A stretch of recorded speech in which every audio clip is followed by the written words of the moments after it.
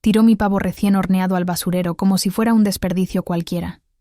El golpe del metal sonó más fuerte que cualquier grito. Esto parece comida reseca de hospital, Teresa. Eran las 19:30 de ese Thanksgiving y mi cocina olía a mantequilla, ajo y romero. El vapor subía del horno abierto, mezclado con el frío que entraba por la puerta del patio. Esa puerta que siempre consideré la frontera de mi pequeño reino. El aluminio del molde brillaba en el piso, manchado por la salsa que yo había cuidado durante horas. Valeria se quedó de pie junto al basurero, el plato vacío en la mano, sin siquiera agacharse. Su sonrisa era fina, congelada, como la luz blanca del foco sobre su cara. Detrás de ella, la mesa del comedor estaba puesta para 8 personas, con el mantel que guardé por años, esperando exactamente esta noche. Mis nietos miraban el suelo. Yo miraba la puerta, como si pudiera salir por ella sin mover un pie. Sentí que las manos me temblaban, manchadas de jugo de pavo y aceite. Apreté el paño de cocina hasta que los nudillos se me pusieron blancos. Noté como un hilo de salsa caía desde el borde del basurero hacia las baldosas, lento, insistente, marcando el piso que pagué en 12 cuotas de $180 cada una. Respiré por la nariz, hondo, tragando más orgullo que aire. Mi hijo, Carlos, estaba junto a la mesa. Se acomodó las gafas, carraspeó, pero no dijo nada.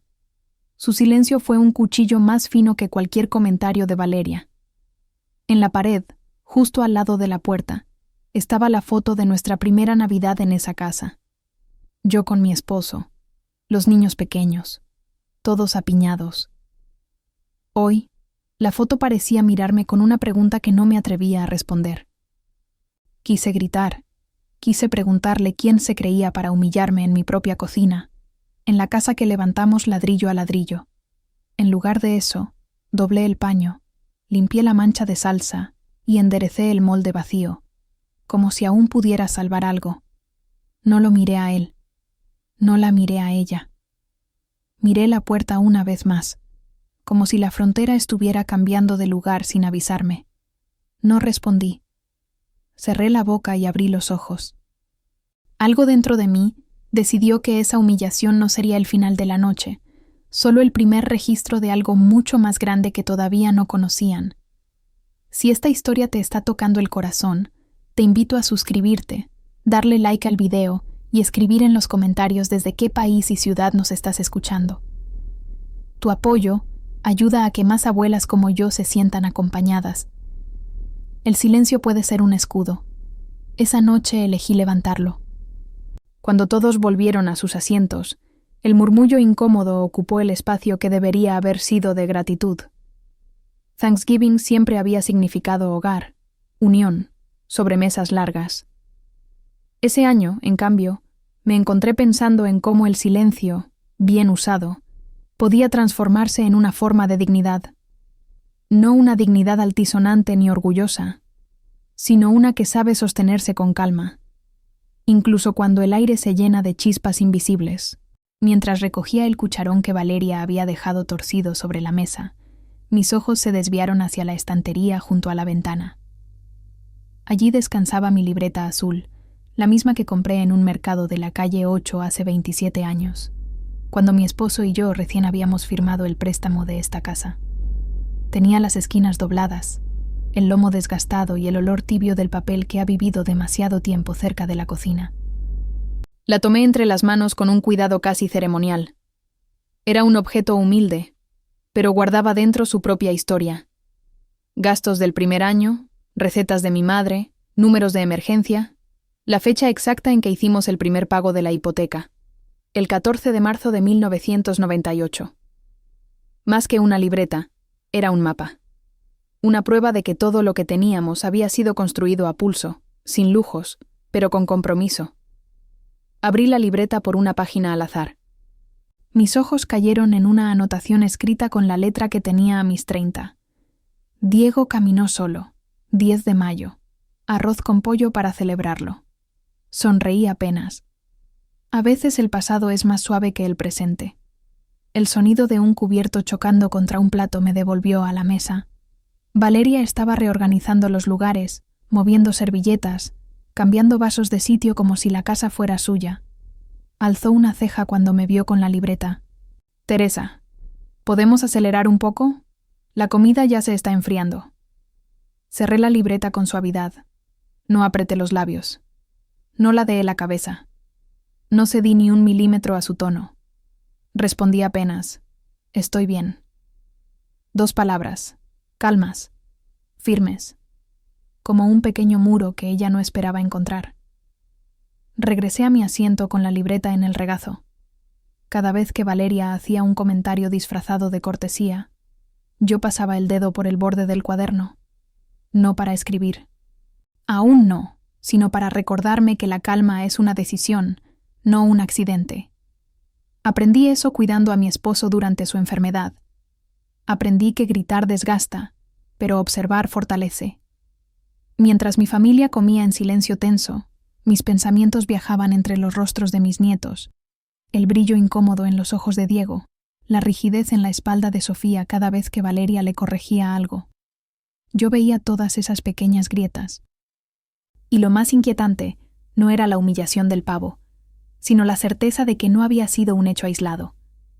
La falta de respeto rara vez aparece de repente. Más bien, va tomando forma lentamente, como el vapor del horno que empaña todo sin que uno se dé cuenta. Mi hijo, Carlos, intentó iniciar una conversación ligera sobre el trabajo, pero su voz se apagó al notar el ambiente. Tomó un sorbo apresurado de agua y evitó mis ojos. Lo conozco desde que pesaba 3 kilos y lloraba con voz ronca. Sé cuando algo le duele. Y esa noche, su silencio era un signo de derrota. No hacia mí, sino hacia sí mismo. Me incliné un poco hacia la mesa y abrí nuevamente la libreta, esta vez en una página en blanco. No escribí nada. Solo apoyé allí la mano. Sentir ese espacio vacío bajo mi palma me dio una idea que cayó sobre mí con el peso de una revelación suave. No iba a reaccionar en ese momento, ni al siguiente. No iba a competir con la arrogancia, ni a rogar por respeto. Voy a subir pruebas, no la voz. La frase se instaló dentro de mí como una promesa hacia un futuro que aún no sabía cómo se vería. Mientras todos seguían comiendo, empecé a observar detalles que antes pasaban de largo. La forma en que Valeria tomaba decisiones por todos sin pedir permiso, cómo corregía a los niños con un tono que mezclaba paciencia impostada y fastidio, la mirada fugaz de Carlos cada vez que ella imponía algo. Una escena tras otra se acomodaba en mi memoria con la precisión de una fotografía. Valeria volvió a hablar, esta vez mirando mis manos. «Teresa, ¿necesitas ayuda? Pareces cansada». Ahí estaba el aguijón. Ahí estaba la máscara amable que corta. Le sonreí con la calma que aprendí de mi madre. La misma calma que usaba cuando la vida exigía firmeza sin gritar. «No, gracias». Noté cómo su postura se tensó apenas 1 centímetro. Las personas acostumbradas a controlar se incomodan cuando alguien no se defiende, pero tampoco se somete. La neutralidad las descoloca. Terminé mi plato sin prisa.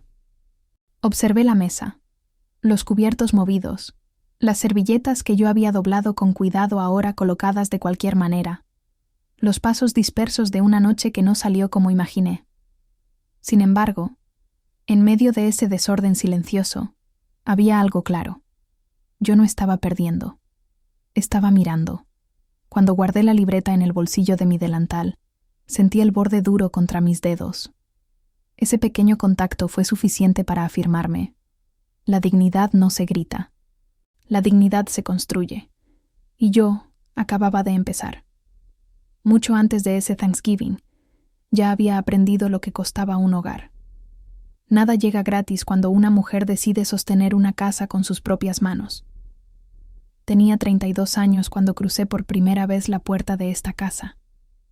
Recuerdo la hora exacta, las 16:45 de un viernes lluvioso, y el olor a pintura fresca mezclado con humedad antigua. Carlos tenía 5 años. Mi esposo cargaba una caja de platos, y yo sostenía una carpeta con documentos que resumían años de sacrificio. Contratos, recibos, el papel del banco que decía que nos prestaban $120,000 a 30 años. Antes de eso, hubo turnos dobles, madrugadas, pies hinchados y manos agrietadas. Trabajé durante 15 años como cajera en un supermercado en la pequeña Habana, y por las tardes limpiaba oficinas en el centro para sumar unos cuantos dólares más. Recuerdo claramente una noche de 2003. Mi salario semanal era de $280 y destinábamos 180 solo a la renta de un apartamento pequeño donde cabíamos de milagro. Cada dólar que lográbamos guardar era un granito de tierra para el lugar que algún día sería nuestro. El objeto que mejor guarda ese tiempo no es un mueble caro, ni una joya. Es una foto, amarillenta ya en las esquinas, que todavía cuelga en el pasillo. En ella aparecemos los tres frente a la casa el día que nos entregaron las llaves. Yo llevo una blusa azul demasiado sencilla. Mi esposo sostiene a Carlos en brazos y enseña las llaves hacia la cámara, como si fueran un trofeo. Ese día, el banco nos explicó que debíamos pagar $950 cada mes, sin atrasarnos ni un solo día. Sonreí igual, no por el número, sino por lo que significaba. Mi madre me advirtió en la cocina del apartamento viejo, unos días antes de la mudanza, que aquella casa no sería un regalo, sino un compromiso pesado. Yo le respondí que un compromiso puede ser una carga o un ancla, y que esta casa sería nuestra ancla. En esos años, Thanksgiving era una mesa pequeña, un pavo más modesto, un mantel barato y platos desparejados. Pero había risas que llenaban los huecos que el dinero no alcanzaba a cubrir. Yo cocinaba hasta tarde, no por obligación, sino porque ver a mi familia comer en paz era mi manera de decirle al mundo que, a pesar de los números en rojo en la cuenta del banco, seguíamos de pie. Hubo meses en los que tuve que elegir entre comprarme zapatos nuevos o pagar la cuota completa. Elegí la cuota. Aprendí a remendar suelas, a coser calcetines, a estirar la comida para que alcanzara un día más. Aprendí a sonreír cuando el banco enviaba cartas con letras demasiado grandes, recordándonos el saldo pendiente. Guardé cada una de esas cartas en la parte de atrás de la libreta azul. No por masoquismo, sino para recordar de dónde venía cada baldosa de esta cocina donde Valeria ahora pisoteaba mi esfuerzo. A veces, cuando mi esposo llegaba tarde de un turno extra de guardia de seguridad, se sentaba conmigo en la mesa pequeña del comedor y contábamos el dinero juntos, dólar por dólar, billete por billete, como si fueran ladrillos invisibles. Él ponía una moneda de 25 centavos sobre la mesa y decía que era una teja del techo. Yo reía, cansada, pero en mi cabeza construía la imagen de Carlos corriendo por el pasillo de una casa que todavía no existía. Un día, años después, el médico pronunció la palabra que nadie quiere escuchar: cáncer. La voz del doctor sonó como si viniera desde el fondo de un túnel. En aquel consultorio blanco, con un reloj marcando las 11:20 en la pared, sentí que todo lo que habíamos levantado estaba a punto de caerse. Mi esposo me tomó la mano con la misma firmeza con la que había sostenido las llaves en la foto del pasillo. «Pase lo que pase, no pierdas la casa», murmuró. Guardé esa frase en el mismo lugar donde guardo las recetas de mi madre, como si fuera un ingrediente más para el guiso de nuestra historia. Trabajé más horas, ajusté gastos, vendí la única cadena de oro que mi madre me dejó, por $320, para completar una cuota que nos faltaba ese mes. No se lo dije a nadie, pero cada vez que veo la pequeña marca clara en mi cuello, recuerdo que elegí la casa por encima del adorno. Hubo años de dolor y de cuidados. Llevé a mi esposo a quimioterapia, conté pastillas, aprendí a leer análisis de sangre sin entender del todo lo que decían. En las noches, cuando él dormía agotado, yo me levantaba a revisar que la puerta principal estuviera bien cerrada. Ponía la mano sobre la cerradura como quien bendice algo sagrado. No era paranoia, era gratitud. Cada mes que lográbamos pagar, cada año que sumábamos, era una victoria contra un sistema que siempre parece estar diseñado para que la gente como nosotros pierda. El día que él murió, la casa estaba silenciosa, demasiado silenciosa. El eco de sus pasos ya no llenaba el pasillo. Me senté sola en el sofá, con la foto de la entrada entre las manos, y prometí que no permitiría que esa ausencia se convirtiera también en despojo. Si algo quedaba de nuestra vida juntos, era este techo, estas paredes, esta cocina. Decidí que cuidaría ese lugar para mis hijos y mis nietos, aunque ellos no alcanzaran a comprender del todo el precio que habíamos pagado. Por eso, cuando Valeria hace comentarios sobre la decoración, la comida o la forma en que hablo, no está criticando solo una cena. Está tocando un territorio que fue construido con madrugadas, lágrimas y números exactos en recibos bancarios. Ella ve baldosas, yo veo horas extras. Ella ve un horno. Yo veo facturas de electricidad pagadas cuando el dinero apenas alcanzaba. Mientras recuerdo todo eso, sentada en la misma mesa donde ahora me siento pequeña, la foto del pasillo me mira como si quisiera recordarme quién soy. No una mujer frágil a la que se puede humillar con un comentario, sino la misma que sostuvo un préstamo de 30 años, un marido enfermo y un hijo que crecía sin notar el peso de los sacrificios. Mi derecho a esta casa no necesita gritarse. Está escrito, cifra por cifra, en cada rincón. Y aunque hoy me duela el modo en que me miran, sé que no soy yo quien está fuera de lugar. Los días posteriores a Thanksgiving fueron de una calma engañosa. La casa olía todavía a especias y a horno usado, ese aroma que siempre me recordaba a familia reunida. Pero ahora, en cada habitación, había una sombra nueva que no tenía que ver con la luz. Tenía que ver con Valeria y con esa delicadeza cortante que había empezado a instalarse como si fuese parte del mobiliario. El lunes por la mañana, a las 08:10, justo antes de que Carlos se fuera al trabajo, Valeria apareció en la cocina con un cuaderno de notas en la mano. Lo abrió sobre la mesa con la naturalidad de quien cree estar haciendo un bien. Teresa, organicé un pequeño sistema para que la casa funcione mejor. Así todos sabemos qué usar y cuándo. Me mostró una lista con horarios y reglas. No eran prohibiciones, no tenían imposiciones explícitas. Pero cada línea era un empujón disfrazado. La vajilla blanca solo para visitas. El juego floral para ocasiones especiales. La vajilla de diario, la más gastada, recomendada para Teresa. Evitar encender el horno antes de las 17:00 para ahorrar. Todo escrito con una caligrafía hermosa, redondeada y decorado con pequeños corazones en las esquinas. Esa estética amable no suavizaba lo que realmente significaba. Un cerco invisible alrededor de mis movimientos. Tomé una taza para servirme café, la de color verde que siempre fue mía. Ella la miró como si hubiera tocado un objeto sagrado. Esa es del set nuevo, Teresa. Mejor usa la anterior, la que está arriba del refrigerador. Esa ya tiene historia. Historia. Qué palabra más estratégica, con un toque de ternura y condescendencia al mismo tiempo. Subí al pequeño taburete para buscar la taza vieja. El mueble rechinó bajo mis pies. Mientras bajaba, sentí cómo el aire cambiaba. No por la taza en sí, sino por lo que significaba. Valeria no necesitaba gritar para desplazarme. Podía hacerlo con un cuaderno de notas y una sonrisa afilada. Más tarde, en el comedor, noté otro detalle. El mantel que yo había lavado, planchado y doblado con esmero ya no estaba.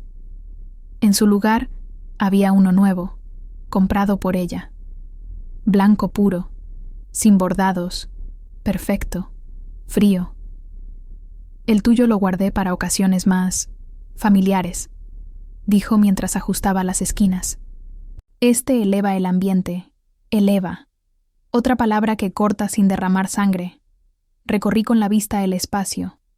3 sillas habían sido movidas de sitio. No era un error. Valeria había colocado la suya en la cabecera, la que siempre había sido de mi esposo. Movió la de Carlos a su derecha y dejó la mía un poco más alejada, como si respondiera a una geometría nueva, una que solo ella entendía. Mi nieta Sofía, Entró corriendo con una muñeca en la mano. «Abu, mira lo que dibujé», dijo, mostrando una hoja de colores. Antes de que pudiera verla, Valeria habló. «Sofía, no pongas cosas sobre la mesa nueva, por favor, se mancha». La niña escondió el dibujo detrás de su espalda, bajando los ojos. Yo extendí una mano para acariciar su cabeza, pero se caminó deprisa hacia el pasillo, confundida entre obedecer y quedarse. Esa fue otra punzada. No por el mantel, sino porque la ternura infantil había sido corregida como si fuera un error. Mientras Valeria acomodaba flores artificiales en un jarrón, comentó con una suavidad que dolía más que cualquier reproche directo. «Ay, Teresa, tú siempre tan dedicada, pero a veces el estilo moderno necesita decisiones más actuales, como si yo fuera una página antigua que alguien quiere arrancar para poner una nueva». Vi cómo pasaba la mano por encima de los muebles, tocándolos como si estuviera evaluando su pertenencia. Su mirada se posó en el marco con la foto de mi boda. ¿Y esta foto?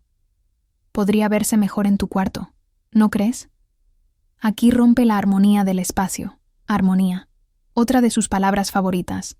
Lo dijo con suavidad, pero con un fondo de sentencia que no admitía réplica. La tomé entre mis manos. Recordé cómo había elegido ese marco con mi esposo en una tienda de descuento, después de ahorrar $5 cada semana durante 2 meses. Recordé el día exacto en que la colgamos juntos. Cada acto de amor tiene una fecha que se instala para siempre en la memoria. Guardé silencio. No iba a entrar en un pulso de decoración que en realidad era un pulso de territorio. Cuando ella salió al jardín, aproveché para recorrer la casa lentamente. Cada objeto movido hablaba más que cualquier discusión. La repisa que siempre había sido mía ahora tenía adornos nuevos que yo no reconocía. La manta del sofá estaba doblada de un modo distinto. Incluso las almohadas mostraban una estética que no pertenecía a esta historia. Era como si Valeria estuviera haciendo pequeñas reformas invisibles. 1 centímetro aquí, un gesto allá, una regla más por el otro lado. Nada era grande ni grotesco. Todo era suave. Pero lo suave, cuando es constante, puede desgastar más que lo abrupto. Cuando la noche cayó, me senté en la cocina con una taza de té, la vieja, la que me habían asignado, y observé la lista de reglas en el cuaderno. Había una anotación pequeña en la esquina inferior. Buscar equilibrio para todos. Equilibrio. La ironía me hizo cerrar los ojos por un momento. Ella llamaba equilibrio a su manera de redistribuir el espacio. Pero yo veía otra cosa. Líneas trazadas en el suelo sin tinta, fronteras nuevas que llevaban mi nombre solo para marcarme el límite. No dije nada, no moví sillas, no quité manteles, no discutí reglas. Pero dentro de mí, algo estaba empezando a tensarse, como el hilo de una cuerda que, silenciosamente, empieza a registrar cada tirón. Y lo amable también puede cortar. Las dudas empiezan como un susurro. Luego se convierten en grietas en el alma. La primera grieta apareció un martes por la tarde. Eran las 16:22, cuando entré en la cocina buscando mi llavero. Ese que tiene un pequeño colibrí de metal. Siempre lo dejo en el mismo lugar. El cuenco de cerámica junto a la ventana. Esa tarde no estaba. Busqué en los cajones, en mi bolso. Incluso revisé el bolsillo del delantal. Nada. Valeria entró justo entonces. ¿Lo ves?, dijo con un tono lleno de suavidad. Por eso te digo que deberías anotar dónde dejas las cosas. Te estás confundiendo mucho últimamente. Confundiendo. La palabra cayó como una gota helada. Yo sabía que había dejado mis llaves en el cuenco.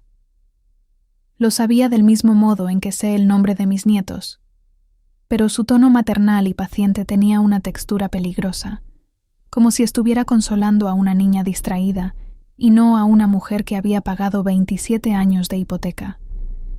Minutos después, las encontré en mi habitación, encima de mi almohada. Un lugar donde nunca las pongo.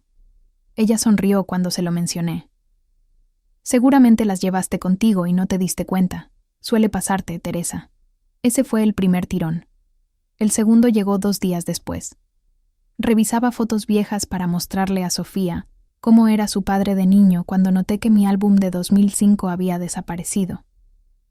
Lo busqué por todas partes, incluso en el armario alto del pasillo. Al final, Valeria lo sacó de una bolsa. Lo guardé porque estaba lleno de polvo. No te preocupes, yo lo organizo después. Organizo. Otra palabra con filo. La tercera microagresión fue más sutil, pero más profunda. Un sábado por la mañana, fui a tomar mi medicina para la presión. La caja estaba abierta, con el blister movido del lugar.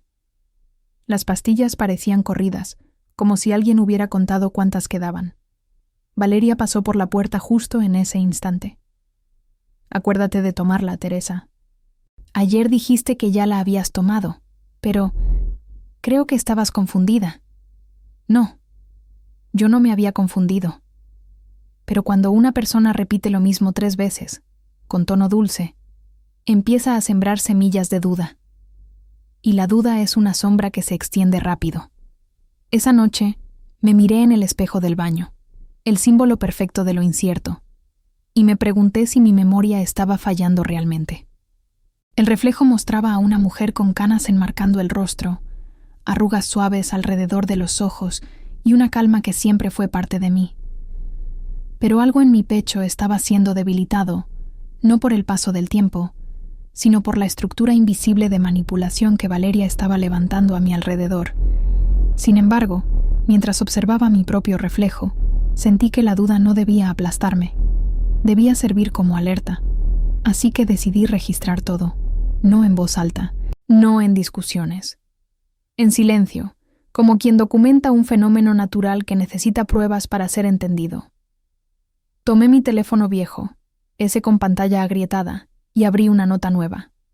Escribí: miércoles, 16:22, llaves movidas, fotos retiradas, comentarios sobre confusión. Guardé la nota, la protegí con contraseña. No lo hice por paranoia, lo hice por prudencia. A partir de ese día, cada gesto mínimo quedó registrado. El dinero que desapareció de mi monedero. Solo $20, pero nunca había pasado. La forma en que Valeria apagaba el horno antes de que yo terminara de cocinar, diciendo que lo había dejado encendido por error. La vez que me corrigió frente a Sofía porque, según ella, yo mezclaba historias del pasado. La insistencia en reorganizar mis cajones para ayudarme, pequeñez tras pequeñez, todas reunidas en mi teléfono, como si fueran migas de pan que algún día marcarían un camino hacia la verdad. Una tarde, mientras buscaba mis gafas, que habían estado en la mesa del estudio y aparecieron en el baño, Carlos se acercó a mí. «Mamá, Valeria dice que te nota más distraída. ¿Estás bien?» Ahí estaba el efecto completo. No solo mover objetos o corregirme, sino instalar una narrativa, una historia donde yo era la mujer que empezaba a perder el rumbo. Respiré hondo. «Estoy bien», dije. Él bajó la mirada. Era un hombre dividido entre la esposa que había elegido y la madre que lo había criado. Me dolió, pero no dije nada más. La verdad no necesita explicarse a gritos, solo necesita ser guardada. Volví al espejo esa noche. Me miré de frente. No vi confusión, no vi olvido. Vi una mujer cansada, sí, pero consciente. Una mujer que estaba empezando a unir piezas que no encajaban de forma inocente. La sombra de Valeria no se proyectaba con violencia, se proyectaba con tacto, con estrategia, con un sentido de control tan delicado que podía pasar por preocupación. Pero yo ya estaba registrando todo, y lo sabía. Algún día, ese registro sería la diferencia entre ser creída y ser borrada. Mientras apagaba la luz del baño, la casa crujió como si respirara conmigo. Una advertencia suave, un recordatorio. El punto de casi quiebre estaba cerca, pero aún no se rompería. La gota no siempre hace ruido al caer, a veces cae como una cifra exacta. El catalizador llegó un jueves por la mañana, con el sonido suave del buzón metálico cerrándose. No fue un grito, ni una escena dramática, ni siquiera una discusión. Fue un papel doblado en 3 partes, con un logo bancario en la esquina superior derecha y un número que, al leerlo, Me hizo sentir como algo dentro de mí cambiaba de sitio, igual que una bisagra gastada que por fin reclama lubricación. Eran las 10:43 cuando abrí el sobre. Carlos y Valeria no estaban en casa. Sofía y Diego estaban en la escuela. Ese silencio me permitió escuchar mi propio pulso cuando vi el número impreso. 1.200 dólares retirados de una cuenta donde yo solo usaba fondos para compras pequeñas y emergencias. Una cuenta que tenía 3 firmantes, pero que, por costumbre, casi nadie tocaba. El desglose decía: retiro efectuado a las 08:12 am, cajero N o 484. Titular: acceso autorizado. Acceso autorizado. 3 personas tenían acceso: yo, Carlos y Valeria. Sabía perfectamente que yo no había retirado nada, y Carlos, con su salario ajustado y sus hábitos moderados, jamás tocaría dinero sin decírmelo. Guardé el papel contra mi pecho. El sonido del papel crujió como una confesión. Minutos después, escuché la puerta abrirse. Valeria entró con paso ligero, cargando bolsas de una tienda. Las dejó sobre la mesa nueva, esa que yo ya no me atrevía a usar sin permiso, y sonrió como si nada pudiera tocarla. Ay, Teresa, qué bueno que estás despierta. Compré algunas cosas necesarias para la casa. Nada caro, no te preocupes. Tú sabes cómo me gusta mantener todo en orden. Mantuve el sobre plegado entre mis dedos.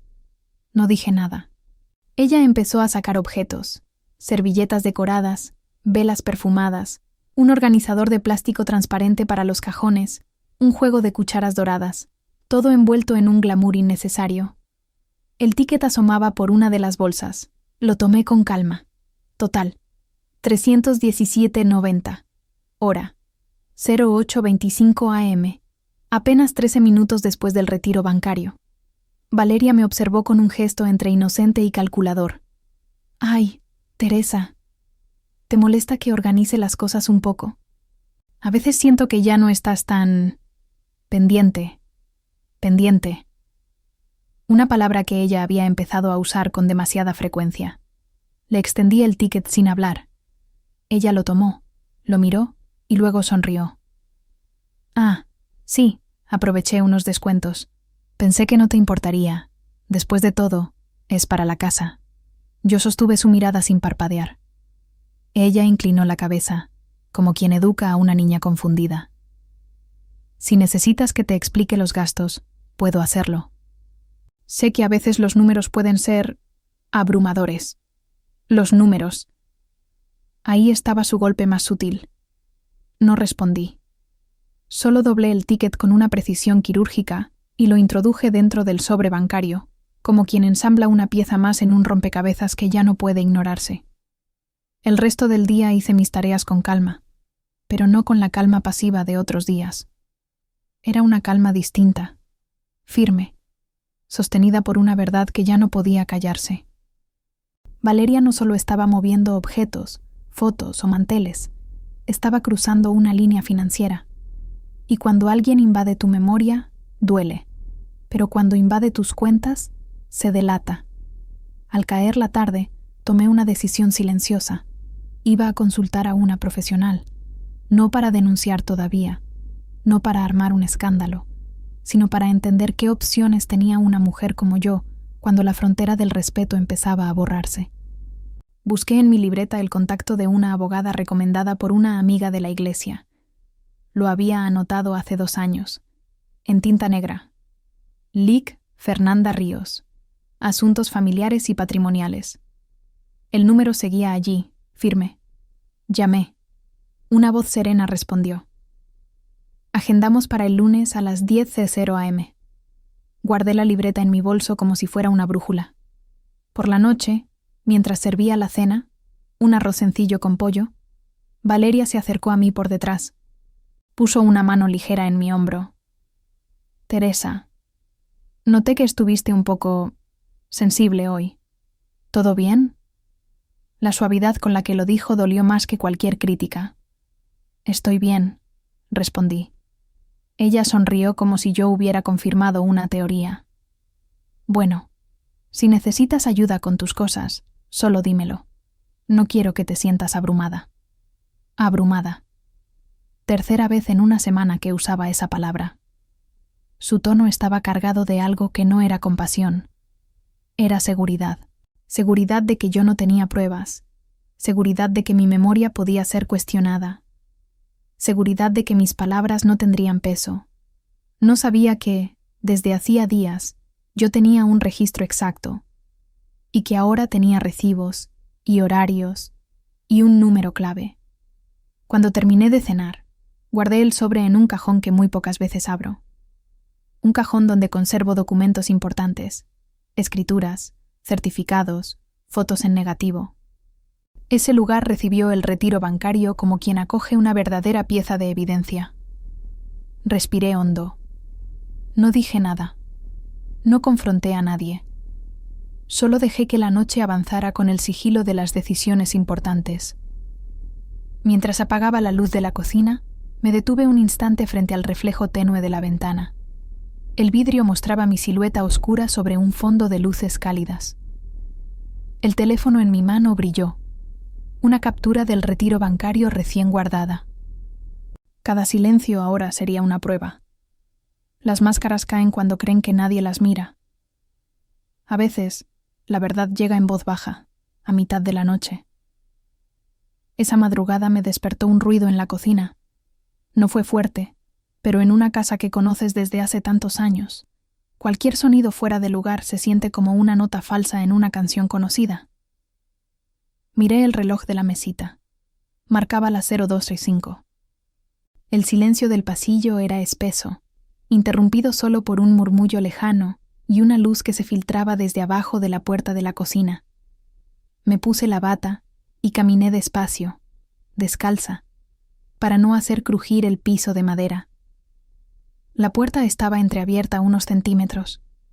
La luz blanca caía en un ángulo extraño sobre el corredor. Me detuve antes del marco, lo suficiente para escuchar sin ser vista. No era curiosidad. Era una mezcla de intuición y cansancio acumulado. Algo dentro de mí sabía que esa noche no era como las otras. La voz de Valeria flotaba en el aire. No era el tono dulce que usaba conmigo en el día. Era más agudo, rápido, impaciente. Había otra voz, a través del altavoz del teléfono, tan distorsionada que apenas distinguía palabras. Me apoyé suavemente contra la pared, junto a la puerta, donde la sombra me cubría. «Te digo que aquí está todo bajo control», decía Valeria. «Teresa cada vez está más perdida. Confunde horarios, objetos, hasta el dinero. Carlos lo sabe». Mis manos se cerraron en puños dentro de los bolsillos de la bata. No porque fuera cierto, sino porque escucharlo formulado de esa manera, como si fuera un hecho, me atravesó de un modo distinto. Ya no era una insinuación frente a la familia. Era una versión de la realidad que ella estaba vendiendo hacia afuera. La otra voz dijo algo que no alcancé a entender. Valeria respondió, bajando un poco el volumen. Me acerqué un paso más, con cuidado. El borde de la puerta rozó mi hombro. El reloj del microondas marcaba en números verdes. 02:13. Esa hora se quedó grabada en mi mente como una estampilla. «Mira», continuó Valeria. «Si todo sigue así, en menos de un año esta casa será de nosotros. Carlos no va a querer que su madre maneje nada importante si sigue así de confundida. Solo falta que firme algunos papeles más y listo. Nadie va a cuestionar nada. Ahí estaba. La frase que cambiaba todo. No era solo una nuera grosera o controladora. Era alguien que estaba trazando un plan con plazos y condiciones. Yo, convertida en estorbo oficial. La casa, convertida en botín. Sentí que el pecho me ardía, pero no de rabia descontrolada. Ardía de claridad. De repente, todos los movimientos de objetos, las correcciones suaves, los comentarios sobre mi supuesta confusión, se ordenaron como piezas de un rompecabezas malicioso. La voz del otro lado del teléfono volvió a sonar. ¿Y si Teresa reacciona? Valeria soltó una risa corta. ¿Reaccionar cómo? Ni siquiera se acuerda de dónde deja las llaves. Además, ¿quién le va a creer? Me llevé una mano a la boca, no para llorar, sino para contener el impulso de entrar en la cocina y decirle que la estaba escuchando. Pero algo más fuerte me detuvo. No era miedo, era estrategia. Si entraba, ella lo negaría todo. Si me quedaba, podía obtener algo más que palabras sueltas en la madrugada. Cuando terminó la llamada, Valeria dejó el teléfono sobre la encimera. Caminó hacia el fregadero, bebió un vaso de agua y salió de la cocina sin sospechar que alguien estaba en el pasillo. Esperé unos segundos a que el eco de sus pasos se apagara en el piso superior. Entonces entré. La cocina estaba en penumbra, iluminada solo por el reloj del microondas y la luz tenue de la campana extractora. El teléfono seguía sobre la encimera, con la pantalla encendida. Me acerqué despacio, consciente de que cruzaba una línea, pero sabiendo que ya habían cruzado muchas conmigo. En la pantalla se veía un chat abierto. El nombre del contacto era Pau Mamis Miami. Había mensajes recientes, aún visibles, 0211. Pau. ¿Y no te da cosa? Es tu suegra. 0213. Valeria. No. Si esta vieja sigue así, Carlos firmará lo que haga falta. La casa vale más que sus recuerdos. Leí la frase 2 veces. Luego una tercera. No era una interpretación. No era una sospecha. Era una declaración textual. El corazón me golpeaba en las sienes, pero las manos no me temblaron cuando tomé mi propio teléfono del bolsillo de la bata. Abrí la cámara y tomé una foto clara de la pantalla. Luego otra, acercando un poco más para que se vieran la hora y el nombre del chat. En la parte superior aparecía el icono de conexión, la batería al 64%, la fecha exacta del día. Todo encajaba como un sello de autenticidad. Guardé las imágenes en una carpeta nueva, con un nombre simple, Pruebas 1. Sabía que en la consulta con la abogada, ese gesto podría marcar la diferencia entre una historia increíble y una evidencia contundente. Antes de dejar el teléfono donde estaba, volví a leer la frase. La casa vale más que sus recuerdos. No había metáfora posible para suavizar eso. Era una sentencia fría, una medida de cuánto valía yo en su cálculo. Dejé el aparato exactamente en el mismo lugar, con el mismo ángulo. Salí de la cocina sin encender ninguna luz más. En el pasillo, la casa estaba callada, pero ya no sentía ese silencio como una condena. Lo sentía como un testigo. En mi habitación, me senté en la cama y abrí las fotos que acababa de tomar. Amplié la imagen. 0213 brillaba en la esquina del mensaje. La palabra vieja pareció agrandarse también, pero ya no me hería como insulto. Se convertía en una pieza de un documento que podría ser impreso, mostrado, analizado. Respiré hondo y agregué una nota en mi archivo de registros. Jueves 0213, conversación con Pau. Mensaje. Si esta vieja sigue así, Carlos firmará lo que haga falta. La casa vale más que sus recuerdos. Captura guardada. Cerré el archivo. Apagué la pantalla. Me recosté, pero no intenté dormir de inmediato. Las lágrimas que no había derramado en la cocina aparecieron ahora, silenciosas, sin sollozos. No eran de pura tristeza. Eran de ese dolor raro que se siente cuando la realidad confirma lo que temías y, al mismo tiempo, te da una herramienta para defenderte. Secué mis mejillas con el dorso de la mano. Fijé la mirada en la oscuridad. Ya no era solo una nuera difícil. Ya no era solo una noche desagradable. Ya no era solo dolor. Ya no es dolor. Es evidencia. La verdad se construye como un archivo. Documento por documento, sin prisa. A la mañana siguiente, la casa parecía igual, pero yo ya no era la misma. Había cruzado un umbral invisible. Ya no estaba navegando entre intuiciones, sospechas o heridas del ego.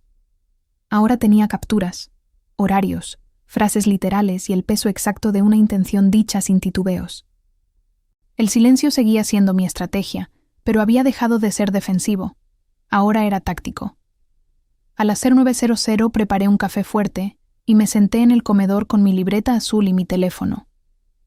Abrí la carpeta Pruebas 1 y revisé las imágenes una por una. Los mensajes, la hora 02:13, el nombre del contacto, el brillo blanco de la cocina. Amplié cada foto para asegurarme de que los detalles fueran legibles. Luego creé otra carpeta, Pruebas 2, para incluir movimientos de dinero, el ticket de compras, el retiro bancario. Comencé a escribir un listado. 1. Captura de chat, 02:13, AM. 2. Ticket tienda, 317.90. 3. Retiro bancario, 1.200. 4. Movimientos de llaves, fecha y hora registradas, 5. Comentarios sobre confusión, 7 entradas, 6. Álbum movido, fecha registrada, 7. Medicación alterada, observación anotada. Eran 23 elementos en total. Más que sospechas. Era un patrón. A las 09:45 llamé a un taxi. Llegué al bufete Ríos Asociados en la avenida Coral Way. Un edificio discreto con toldos azules y ventanas rectangulares. La recepción tenía olor a café recalentado y carpetas archivadas. La asistente me pidió que esperara unos minutos. Cuando me llamaron, entré en una oficina pequeña, iluminada por luz cálida. La abogada Fernanda Ríos era una mujer de unos 40 años, con cabello oscuro recogido en un moño y lentes de montura fina. Me invitó a sentarme. «Cuénteme, Teresa», dijo con voz tranquila. «Tiene todo el tiempo que necesite». Le relaté lo ocurrido, desde el pavo tirado hasta la madrugada del chat. No lloré. No se me quebró la voz. Hablar desde la claridad tiene un efecto extraño. Te sostiene incluso cuando la historia duele. Fernanda escuchó sin interrumpir. Solo asentía de vez en cuando y tomaba notas. Cuando terminé, le entregué mi teléfono. «Tengo pruebas», dije. «No quiero hacer escándalo. Solo quiero proteger lo mío». Revisó las imágenes con cuidado, ampliando cada una. «Esto es fuerte, Teresa», comentó. «Y está muy bien documentado. Tienes más orden que muchos casos que veo aquí». Sentí un pequeño orgullo, no por la situación, sino por haber confiado en mi instinto. «¿Qué significa esto, legalmente?», pregunté. Ella apoyó el teléfono en su escritorio. «Lo que tienes aquí se llama patrón de despojo progresivo. Cuando alguien intenta desplazar a otra persona de su propio hogar o patrimonio, mediante manipulación, control y desacreditación mental, se considera un riesgo patrimonial y personal. Riesgo patrimonial. La expresión se instaló como una pieza más en mi dossier mental. «¿Y qué puedo hacer?», pregunté. Fernanda abrió una carpeta amarilla. Primero, organizar todo, armar un dossier con orden cronológico. Segundo, proteger documentos clave, escrituras, cuentas, firmas. Tercero, actuar solo cuando tengas suficiente evidencia como para no depender de interpretaciones. Asentí. Necesito que esta casa siga siendo mía. Ella me miró con seriedad. Y lo será, si sigues así. Lo importante es que cada paso quede registrado. Todo. Desde ahora, cada palabra, cada movimiento de dinero, cada comportamiento repetido, con calma, pero con método». Me entregó una hoja con un término subrayado. Documentación progresiva. «Esto es lo que estás haciendo», dijo. «Sigue. No confrontes. Documenta. Cuando llegue el momento, actuaremos». Guardé la hoja en mi bolso como si fuera un amuleto. Al salir del bufete, el aire húmedo de Miami me golpeó en la cara. Caminé unos metros antes de llamar el taxi. Sabía que el proceso recién empezaba. Esa tarde, preparé una carpeta física, azul como mi libreta. Le puse un rótulo discreto, archivo personal. Dentro coloqué copias impresas de la captura de chat, del retiro bancario, del ticket, de mis notas de fechas y horas. Luego añadí divisores de colores para organizarlo todo. Finanzas, objetos movidos, mensajes, testimonios propios, hábitos modificados. Esa carpeta no era solo papel, era mi defensa, mi historia ordenada, mi forma de mantenerme firme sin dejarme arrastrar por ninguna tormenta emocional. Por la noche, mientras la casa dormía, abrí el archivo digital en mi teléfono y continué añadiendo nuevas entradas. A las 21:18, Valeria movió otra vez mis gafas de sitio. A las 21:27, corrigió a Sofía por pedirme ayuda con la tarea. A las 21:35, apagó la luz de la sala para mantener el orden. Todo quedó registrado. A las 22:10, recibí un mensaje de mi amiga Carmen, preguntando si podía ir el domingo a la iglesia. Le respondí que sí. Luego pensé algo. Tener testigos externos podría ser importante. Personas que pudieran confirmar mi lucidez, mi ritmo, mi comportamiento. La casa estaba tranquila, casi demasiado. Me dirigí al estudio y guardé la carpeta azul en el cajón bajo llave donde tengo las escrituras. El metal hizo un clic suave, como un sello. El símbolo de ese clic me dio una paz que no había sentido en días. Apagué las luces. Me quedé un instante en la penumbra del pasillo. Ya no era una mujer soportando humillaciones. Era una mujer construyendo un expediente, pieza por pieza, sin prisa, sin ruido. No ganarán por volumen, ganaré por documento. A veces, la calma es una trampa elegante. Solo necesita un buen reloj y paciencia. El dossier estaba listo. Pasé toda la mañana organizándolo como si fuera un libro que debía leerse sin saltos, sin huecos, sin dudas. Pegué post-its amarillos para marcar los capítulos. Mensajes, finanzas, movimientos, testimonios propios, eventos nocturnos. Cada sección tenía su folio numerado, desde el 1 hasta el 47. La carpeta azul se veía gruesa, firme, casi viva. Era el corazón de mi defensa. Mientras revisaba el índice por última vez, el reloj de pared marcaba las 11:02. Ese tic-tac lento, que antes apenas escuchaba, ahora sonaba como una cuenta regresiva. Algo estaba a punto de cambiar, pero aún no sabía con qué forma llegaría ese cambio. A media tarde, escuché la voz de Valeria desde el pasillo. «Teresa, ¿podrías venir un momento? Quiero hablar contigo». Guardé la carpeta bajo una pila de toallas dobladas. No la dejé a la vista. No todavía. Salí al comedor con una serenidad estudiada. Valeria estaba parada junto a la mesa nueva, sosteniendo una libreta. «Quería comentarte algo», dijo, con ese tono dulce que ahora yo sabía decodificar. «Creo que deberíamos reorganizar algunas responsabilidades de la casa. Para ayudarte, claro. Para ayudarte». Ese disfraz ya lo había visto muchas veces. «Mira», continuó, «pensé que sería bueno que no te preocupes más por la parte financiera.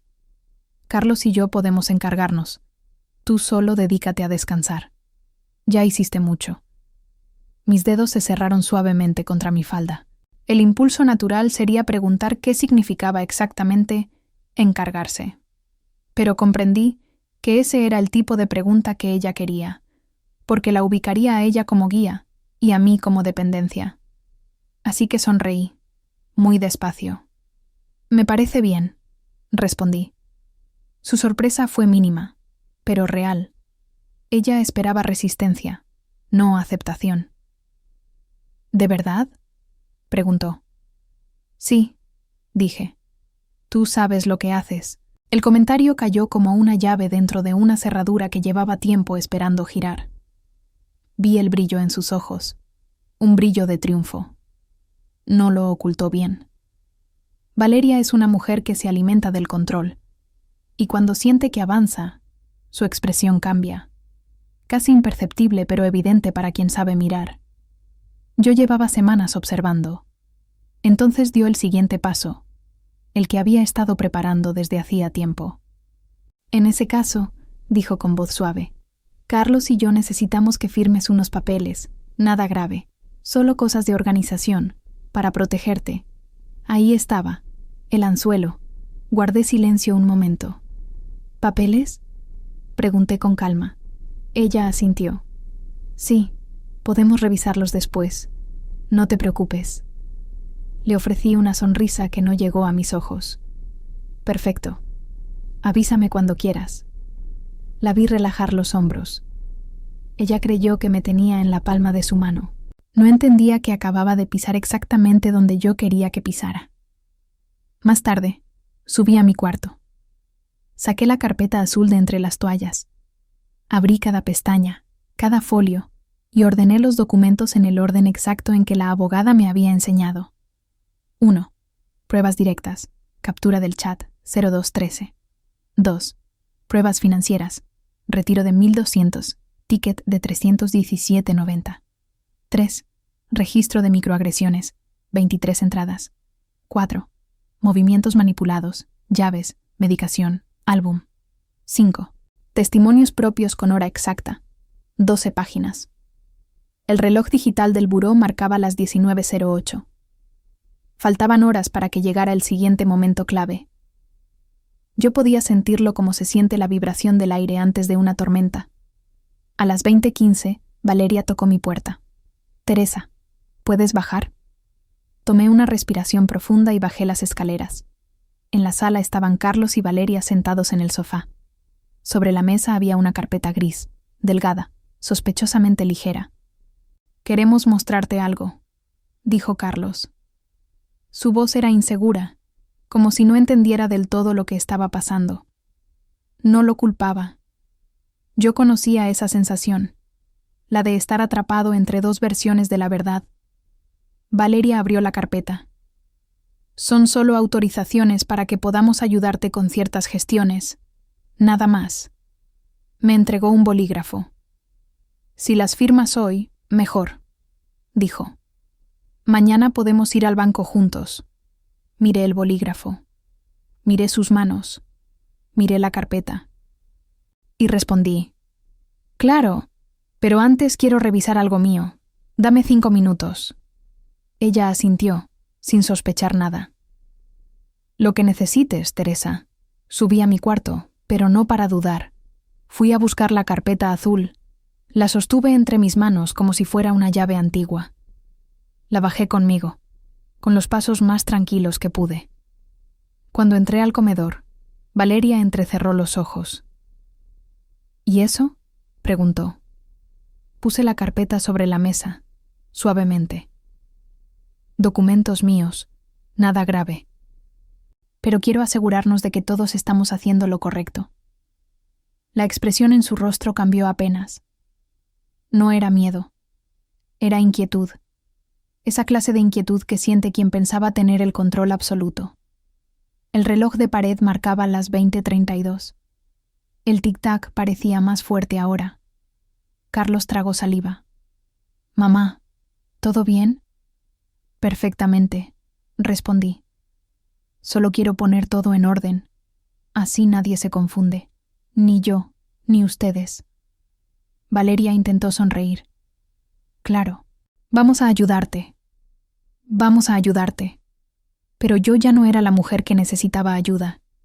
Apreté la carpeta con la mano izquierda, sintiendo el cartón firme contra mis dedos.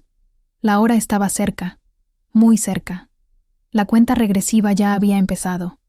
La verdad necesita testigos. A veces se revela en una sala llena.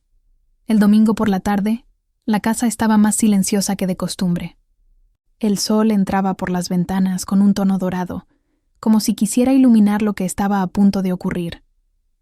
A las 17:00 habíamos acordado una pequeña reunión familiar, supuestamente para aclarar asuntos, según dijo Valeria en el grupo de WhatsApp. La propuesta vino de ella, no de mí. Eso me confirmó que estaba segura de su control.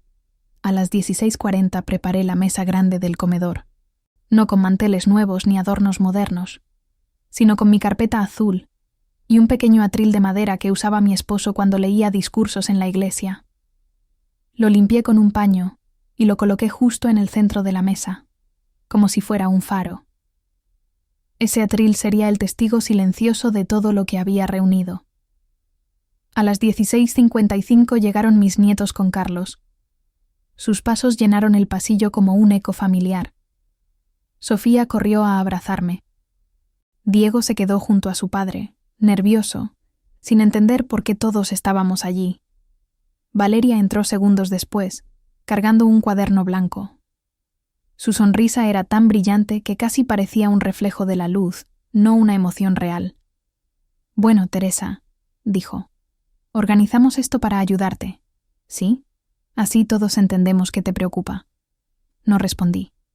Fui hacia la mesa y apoyé la carpeta azul junto al atril. El reloj marcaba las 17:02. Me puse de pie, respiré y abrí la carpeta. La primera pestaña decía «Mensajes». Tomé la primera hoja y la coloqué sobre el atril. «Quiero que vean algo», dije con calma. «Solo observemos los hechos. No necesito discusión, solo que todos conozcan la verdad». Carlos frunció el ceño. «¿Qué es eso, mamá?» Giré la hoja hacia ellos. Era la impresión del chat que había capturado a las 02:13 am. Se veía la frase completa, el nombre del contacto, la hora, el fondo de la cocina iluminada. «Este mensaje», dije, «fue enviado hace 4 noches». Valeria dio un paso al frente. «Teresa, eso está sacado de contexto. Yo jamás dije algo así». Su voz tembló apenas, pero tembló. Era la primera fisura. «Aquí», continué, «está la hora exacta, 02:13, y la frase, la casa vale más que sus recuerdos». Carlos abrió los ojos, incrédulo. «Valeria, ¿qué?» Ella apretó el cuaderno contra su pecho. «Eso no es lo que parece. Teresa debe haber entendido mal. Ella confunde cosas últimamente». Mis manos no temblaron. Tomé la segunda hoja. Fase 1. Objetos y fotografías. «Carlos, tú mismo viste cómo mis llaves aparecieron en lugares donde nunca las dejo. Las anoté aquí. 16:22. Desaparecidas. 19:10. Encontradas en mi cuarto. Día siguiente. En el baño. 3 días seguidos». Puse el registro sobre el atril. Luego coloqué la foto del álbum sacado de su sitio. Después, la lista de las veces que mi medicación fue movida. «Esto no es confusión, es patrón», dije. El silencio se hizo más pesado.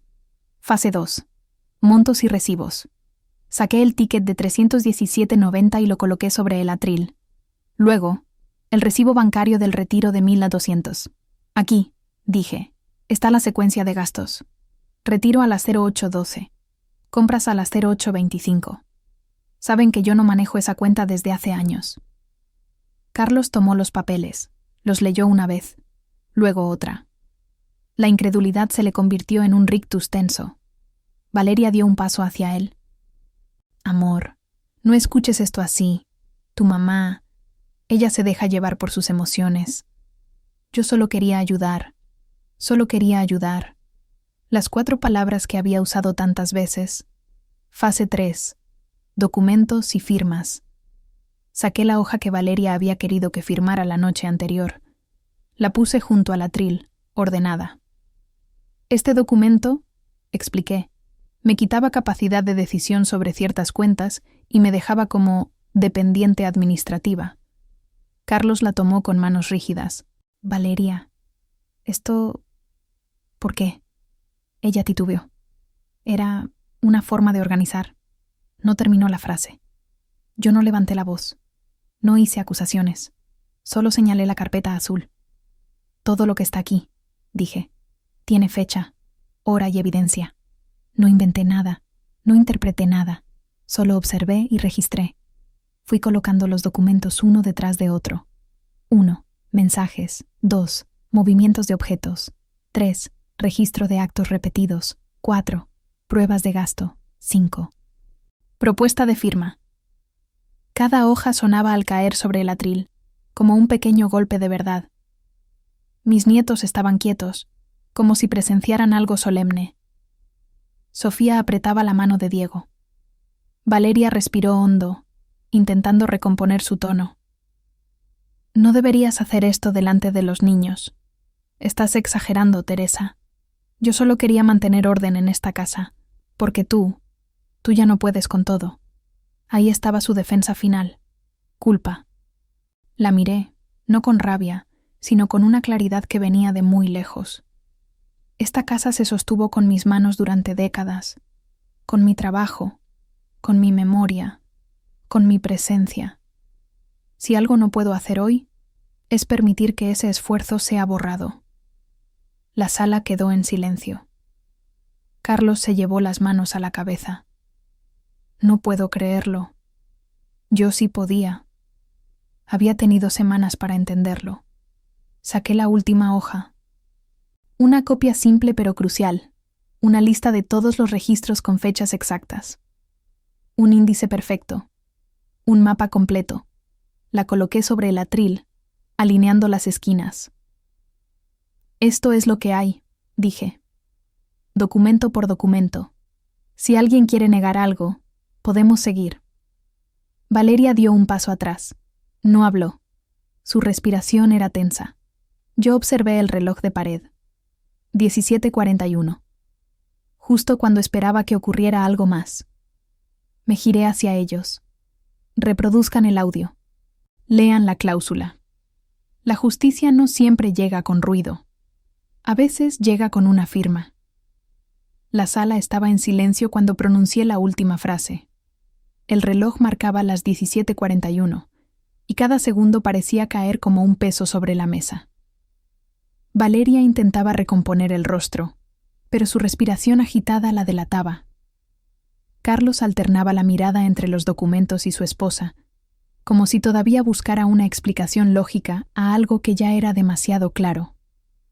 Yo sabía que aún faltaba un paso, el definitivo, el que convertía pruebas en acción. A las 17:47, la puerta sonó. 3 golpes suaves. Carlos se sobresaltó.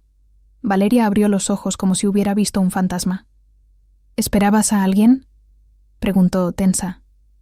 Sí, respondí con calma. Pedí ayuda. Carlos caminó hacia la puerta. La abrió. Allí estaba la abogada Fernanda Ríos, de traje azul oscuro, carpeta negra en mano. Su presencia llenó el ambiente con una autoridad tranquila, de esas que no necesitan anunciarse. Buenas tardes, dijo. ¿Puedo pasar? Valeria retrocedió un paso. ¿Por qué está aquí? Fernanda la miró con serenidad. Estoy aquí porque la señora Teresa me solicitó asesoría. No he venido a juzgar, solo a acompañar un proceso que le corresponde por derecho. Yo respiré hondo. Gracias por venir puntualmente. Siempre, respondió ella. Traje los documentos necesarios. Pasó al comedor y se colocó junto a la mesa, revisando brevemente las hojas sobre el atril. Luego abrió su carpeta negra y sacó 2 conjuntos de documentos, cada uno con un sello rojo visible. Señora Teresa, dijo, como hablamos, estas son las medidas iniciales para proteger su patrimonio y su integridad. Son directas y completamente legales. Valeria dio un paso adelante. Un momento. ¿Qué es ese papel? Fernanda levantó la vista. Es un acta de protección patrimonial. Folio A3297. Establece que la propietaria mantiene control total sobre sus bienes y que cualquier intento de manipulación, coerción o firma dudosa queda sin validez legal. Carlos se llevó la mano a la boca. ¿Manipulación? Fernanda continuó, firme pero tranquila. También incluye una cláusula de supervisión temporal sobre accesos financieros. Durante 90 días, toda modificación debe ser autorizada en presencia de un notario o de mí misma. Valeria apretó los puños. Esto es ridículo. No pueden hacer eso sin mí. Podemos, interrumpió Fernanda. Porque la señora Teresa es la propietaria legal y porque existe evidencia documentada. La ley la protege. Colocó la hoja frente a mí. Si está lista, firmamos aquí, dijo señalando la línea.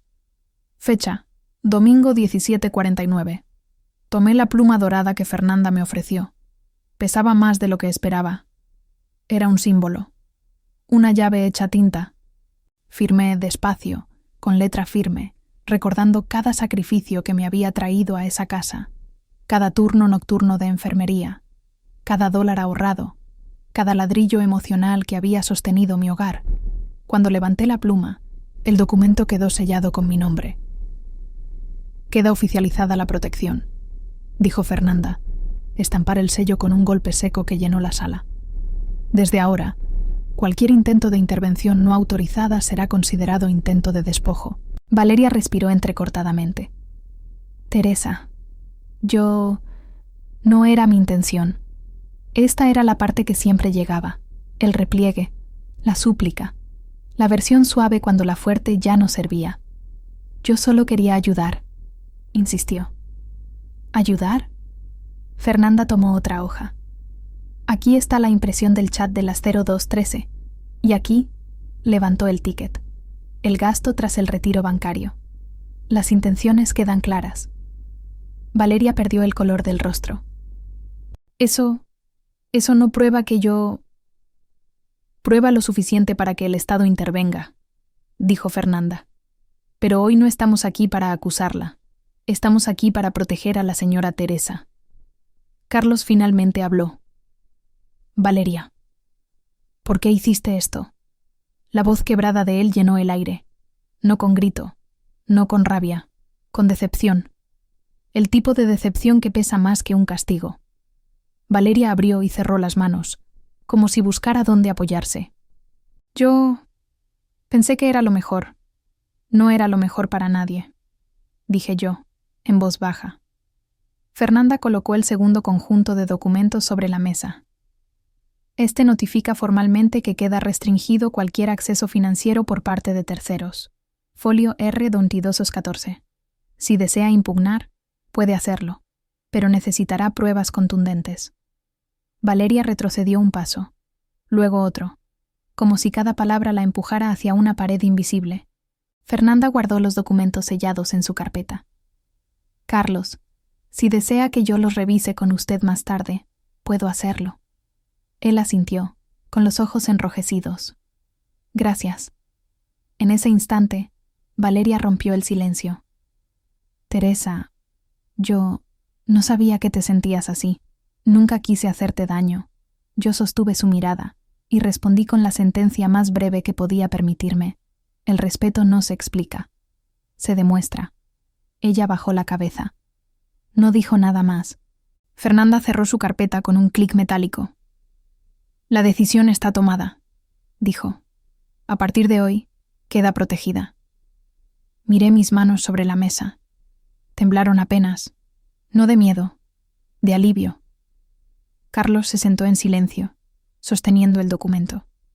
Los niños se acercaron lentamente, como si entendieran que algo importante acababa de cambiar para siempre. El reloj marcó 18:04. La sala quedó llena de una quietud distinta, casi sagrada. Y mientras guardaba la pluma en mi bolso, supe que aún faltaba una última parte. La más serena, la más necesaria, la que pone luz donde antes hubo sombra. La calma vuelve cuando uno recupera su lugar. A veces llega en silencio, como una luz encendida. Después de aquella tarde, la casa respiró distinto. No fue un cambio inmediato ni milagroso. Fue un ajuste lento, como cuando una puerta que llevaba tiempo desajustada encaja por fin en su marco. Los días siguientes transcurrieron con una quietud que no recordaba desde antes de Thanksgiving, como si cada objeto hubiera regresado a su sitio natural y el aire se hubiera aclarado un poco. Valeria decidió quedarse con su hermana durante un tiempo. No se fue con escándalo ni con lágrimas dramáticas. Solo recogió algunas cosas y anunció que necesitaba reflexionar. Carlos no la acompañó.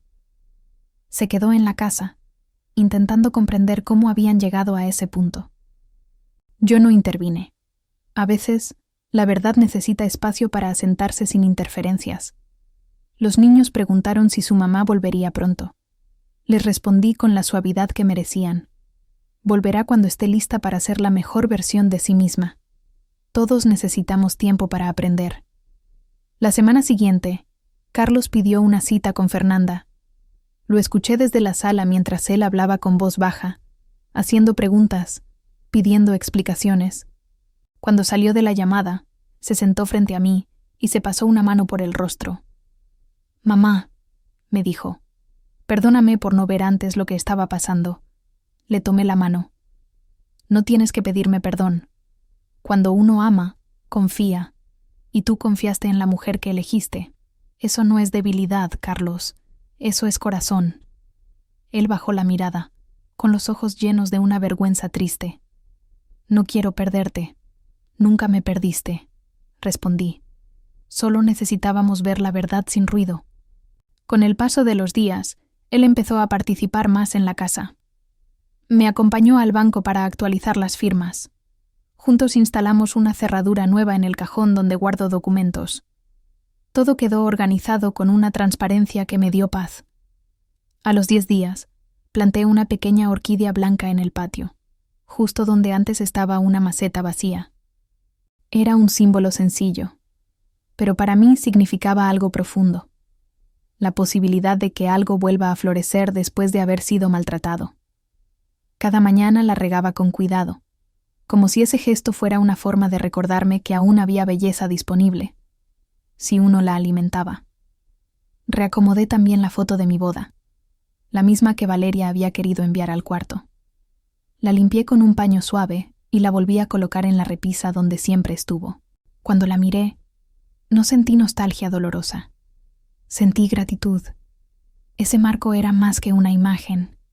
Era la historia que me daba raíz. Un jueves por la tarde, mientras preparaba sopa de fideos, recibí un mensaje inesperado. Era de Valeria. ¿Puedo pasar a hablar contigo? Respiré hondo y respondí que sí. No porque necesitara oírla, sino porque a veces abrir una puerta con límites claros es mejor que cerrarla para siempre. Llegó una hora después. Su expresión era distinta, menos rígida, menos segura, casi humilde. Entró despacio, como quien pisa tierra nueva. Teresa, dijo, sé que no tengo derecho a pedir nada, pero quiero asumir lo que hice. Me mantuve en silencio, dejando que ella encontrara sus propias palabras. No supe manejar mis inseguridades, continuó. Me dejé llevar por tonterías, por querer controlar, y te lastimé, mucho más de lo que pensaba. Sí, respondí sin dureza. Me lastimaste, pero lo importante es qué vas a hacer con eso ahora. Valeria respiró temblorosa. Quiero que sepas que voy a buscar ayuda. Ya hablé con una terapeuta, y, si me permites, me gustaría reparar lo que rompí. La observé con calma. No vi mentira, no vi actuación. Vi a una mujer que, por primera vez en mucho tiempo, se había escuchado a sí misma. Reparar no es rápido, le dije, y no es automático. Se construye con actos, no con promesas. Ella asintió. Lo sé, haré mi parte, y, si tú me das permiso, me gustaría empezar por pedirte perdón, de verdad. Guardé silencio unos segundos, luego respondí.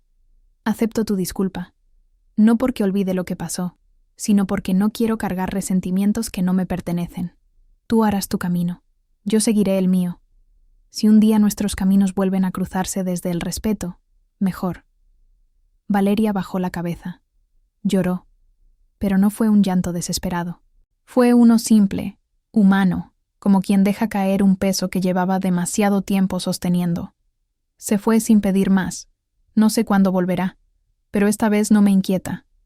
El daño ya no me amenaza. Los límites están dibujados con claridad. 2 semanas después, la orquídea abrió su primera flor. Una sola, pequeña, perfecta. La miré largo rato, sintiendo que ese brote era un mensaje silencioso del universo. Incluso en tiempos oscuros, la vida encuentra su modo de renacer. Mientras regaba la planta, murmuré el aforismo que había empezado a acompañarme desde aquella noche. La dignidad florece donde nadie logra arrancar nuestras raíces. Me giré hacia la casa, con sus luces cálidas encendidas, y sentí una paz nueva.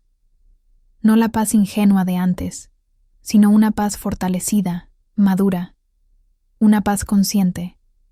Y supe que era momento de hablarle a quienes escuchan mi historia.